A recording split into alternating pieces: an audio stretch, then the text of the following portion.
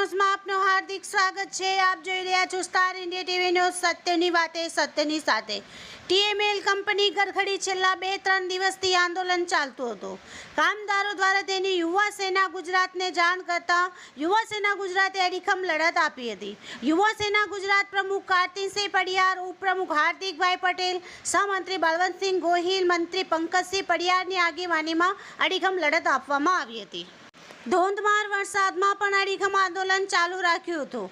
આજે કામદારોની જીત થઈ છે। જ્યાં ખોટું થાય ત્યાં અમે બોલીશું, જે ભલે ને ગમે તે હોય, એવું યુવા સેનાનું કહેવું થાય છે।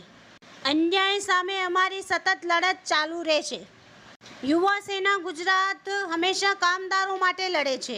યુવા સેના ગુજરાત અધ્યક્ષ બાપુશ્રી લખન દરબારના આદેશ અનુસાર યુવા સેના ગુજરાત અલગ અલગ જગ્યાએ કામદારો માટે લડતી હોય છે। તેઓનો સંકલ્પ છે કે મરતા મરી જઈશ, પરંતુ કામદારો માટે લડતો રહીશ। કામદારોના ચહેરા પર આનંદ અને ખુશીનો અહેસાસ જોવા મળે। કામદારોની જીત એટલે જ અમારી જીત। Star India TV news Vadodara, reporter Niranjan Bhatt, જિલ્લા વડોદરા।